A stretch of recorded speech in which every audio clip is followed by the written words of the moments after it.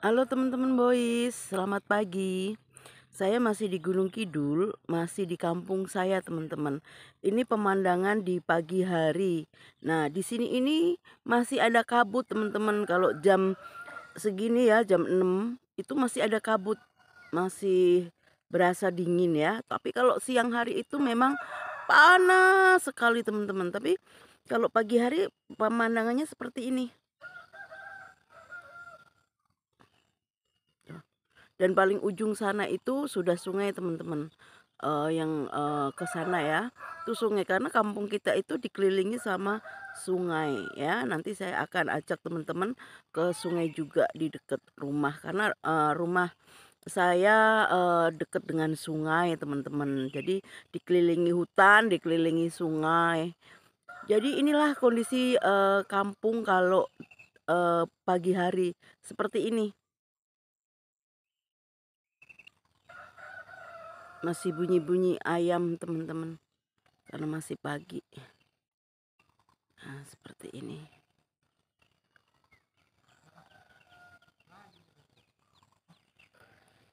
Ini kacang hijau, teman-teman, kacang hijau ya. Lagi panen kemarin. Tuh, kacang hijau. Nah, ini teman-teman rumah asli sebenarnya penduduk kita tuh dulu kayak seperti ini. Ini rumah saya, teman-teman. Jadi untuk dapur, jadi orang Gunung Kidul itu kalau punya dapur harus luas karena ya untuk taruh panen kayak kacang hijau tadi, terus ada padi dan sebagainya. Nah, biasanya rumah seperti ini itu nanti akan jadi tempat panenan ya, panen-panen hasil dari pertanian kita. Nah, kita biasanya pakai rumah ini untuk masak kalau ada acara besar teman-teman. Jadi seperti ini. Tuh, tapi rumah ini kita jarang pakai paling untuk jemuran ya. Tuh ada dapur, ada dapurnya. Nah, ini nggak ada ubinnya teman-teman. Jadi seperti ini ya. Ini rumah lama kita. Ini rumah zaman mbah saya dulu teman-teman, kayunya ya. Zaman mbah saya pertama kali bikin rumah. Jadi makanya rumah ini udah usianya udah ratusan tahun ya, udah 100 tahun sepertinya. 100 tahun lebih. Nah, seperti ini. Ini belakang rumah. Maksudnya belakang rumah dari rumah induk yang kita tempatin. Nah, saya mau ajak teman-teman ke sungai. Nah, ini pelihara bebek teman-teman. Banyak bebeknya. Nah, jadi masa kecil saya dulu kalau mau mandi, saya harus melewati ini. Karena kita nggak ada yang punya kamar mandi, terus nggak ada orang yang punya toilet untuk pup. Makanya kita harus ke sungai kalau mau buang air besar. Dan jalanannya seperti ini teman-teman. Kayak gini. Nah, ini belakang rumah. Yang tadi ada rumah yang saya bilang untuk dapur. Kayak gini. Nah, ini dulu saya suka ini kan ditanamin kedelai, ditanamin kacang ijo kayak gitu ya teman-teman. Nah, waktu masa kecil saya, waktu saya sekolah, kerjaan saya kan kalau orang Gunung Kidul itu namanya dangir ya. Jadi nyabutin rumput-rumput, membersihkan rumput-rumput di antara tanaman-tanaman yang ada. Nah, ini kerjaan saya dulu teman-teman waktu saya masih sekolah. Nih. Jadi seperti ini. Nah, saya mau ajak ke sungai. Kenapa saya mau ajak ke sungai? Nah, dulu kita itu mandinya di sungai, teman-teman, karena memang nggak ada orang yang punya sumur di sini. Nggak ada orang yang memiliki sumur yang untuk kita bisa mandi kayak gitu ya. Paling hanya orang kaya banget yang bisa punya zaman waktu itu ya. Nah, Jadi kayak gini. Nah, barista kalau mau ngopi ya, ngopi-ngopi cantik, nih buktikan. Di sini banyak pohon, bukan hanya satu pohon aja ya. Nah, kenapa saya harus pelan-pelan teman-teman, jalannya agak sedikit. Itu di ujung udah kelihatan ya sungainya. Nah, saya tuh mandi di situ. Perjuangan saya bagaimana kalau saya mau mandi ya. Terus bisa bayangkan kalau misalnya tiba-tiba malam-malam pengen panggilan alam yang bisa tidak bisa tertunda, yang nggak bisa kita tunda panggilan itu. Teman-teman bisa bayangkan kan bagaimana perjuangan kita di sini hanya untuk menyelesaikan panggilan yang tidak bisa ditunda tersebut.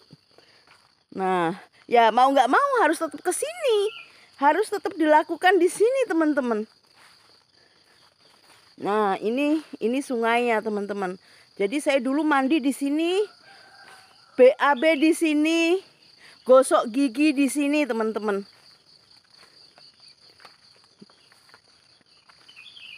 Nah, itu hutan tuh di ujung sana itu hutan.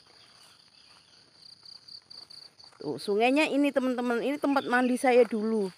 Karena ya sekarang mungkin agak sedikit susah jalannya, nggak seperti zaman dulu karena sudah jarang dilewati ya. Sudah jarang dilewati orang-orang yang mau mandi ke sungai ini. Nah, di situ dulu biasanya suka ada bebatuan. Nah, air seperti ini pun, ini kan coklat ya. Kita tetap mandi teman-teman karena nggak ada air bersih kan. Nah, terpaksa pun kita mandi dengan air berwarna coklat tersebut. Ya. Nih, ini belakang rumah teman-teman. Belakang rumah saya.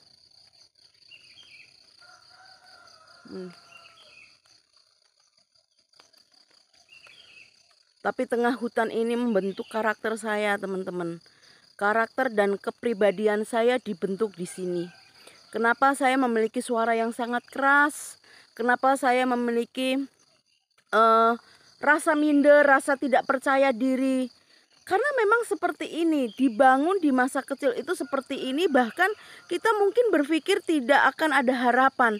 Dan kita itu dulu waktu saya SMP, itu nggak ada jembatan teman-teman. Jadi ketika banjir besar, saya harus melewati sungai ini. Nah, dan saya mesti nyebrang ke ujung sana untuk saya bisa melewati jalanan setapak ke sana untuk saya bisa pergi ke sekolah. Nah, itu ada jalanan di situ teman, dan itu jalanannya naik ke atas. Nah, saya melewati tempat itu untuk saya bisa pergi sekolah waktu saya SMP. Nah, kalau banjir besar saya harus ngelangi ya, kalau istilah orang kita itu ngelangi. Maksudnya berenang sampai ke ujung sana. Dan saya ada orang di kampung kita yang yang melakukan itu untuk kita untuk sampai di ujung sana, dan kita pasti akan jemur pakaian kita yang basah di ujung sana itu, kita tinggal untuk sekolah, kita ganti seragam sekolah kita dengan seragam sekolah kita. Nah, ini perjuangan saya waktu dulu teman-teman. Kalau saya diberi kesempatan sama Tuhan ya, saya diberi kemampuan sama Tuhan untuk bisa berbaur, berkomunikasi dengan baik, itu karena kemurahan Tuhan, saya bilang. Itu karena kebaikan Tuhan. Makanya saya bisa berinteraksi dengan baik. Saya bisa berkomunikasi dengan baik dengan berbagai macam orang. Itu membuat saya bertumbuh ya, membuat saya menjadi pribadi yang percaya diri, membuat pribadi saya bertumbuh lebih baik. Kalau teman-teman bisa lihat seperti ini, nggak akan ada harapan. Harapan kecil seperti apa? Bagaimana saya mau bisa belajar? Berangkat sekolah dalam perut masih lapar. Karena memang kita menghasil singkong dan makan kita itu tiwul ya teman-teman. Nah, makanya kalau generasi sekarang saya selalu bilang kalian harus bersyukur. Udah ada motor ya kan? Nasinya juga udah nasi putih. Kalau zaman dulu saya, nasinya ya yang dibilang nasi ya tiwul itu teman-teman. Cuman saya belum bisa bikin videonya ketika kita makan nasi tiwul itu teman-teman. Nanti kalau ada kesempatan saya akan buat juga. Seperti apa sih Gunung Kidul? Seperti apa sih tempat kita dilahirkan? Makanya orang kalau tidak tahu kondisi kita yang sesungguhnya hanya bisa ngejat. Bayangin saja kita untuk bisa pergi buang BAB aja kita mesti melalui jalanan seperti ini. Dan bisa dibayangkan kalau tengah malam itu perut kita lagi mules gimana? Harus tetap pergi ke kali itu.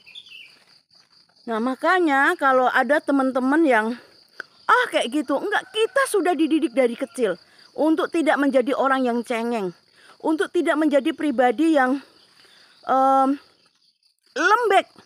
Jadi kita sudah terbiasa menghadapi hidup dari kecil. Dan ketika saya itu masih kecil teman-teman, saya masukin tanah ya di polybag untuk ditanami pohon kayu putih. Nah seperti ini nih teman-teman kondisinya. Hanya untuk berjuang, buang air besar kita harus melewati jalan seperti ini. Dan kalau pagi-pagi pun kita juga harus berjuang. Nah kalau pipis, jangan tanya pipis. Pipis itu sembarangan, bisa pipis di mana aja. Itu zaman dulu teman-teman, zaman saya. Nah sekarang ya bersyukur gitu ya. Kita sudah hidup lebih baik lagi, bisa mandi di rumah, bisa menikmati air bersih, nggak kayak dulu ya. Nah makanya saya selalu bilang sama teman-teman bersyukur apapun kondisinya. Saya juga tidak pernah menyangka bahwa dalam kondisi seperti ini saya akan memiliki harapan. Nah saya memiliki harapan yang baik.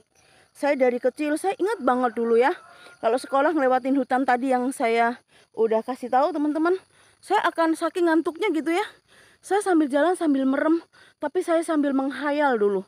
Pokoknya satu hari nanti saya mau pergi keliling dunia. Pokoknya saya mau naik pesawat. Pokoknya saya mau pergi satu kota besar. Itu nggak ada yang ngajarin. Nggak ada yang ngajarin saya waktu dulu itu. Nah lewat hutan belantara saya sekolah, saya akan selalu berpikir mengatakan hal itu. Saya akan berkata, satu hari saya akan naik pesawat. Dan saya akhirnya naik pesawat pertama kali. Dan itu norak banget teman-teman. Dan saya bilang ketika saya pergi di Bali itu, saya ngomong, Tuhan, kalau saya pergi naik pesawat ke Bali dan saya sudah di sini, satu hari saya akan keliling dunia. Ke beberapa negara yang saya mau. Nah pada akhirnya saya memang pergi ke negara-negara yang saya mau. Dan saya bersyukur semua itu karena kemurahan Tuhan. Saya bersyukur semua itu karena kebaikan Tuhan.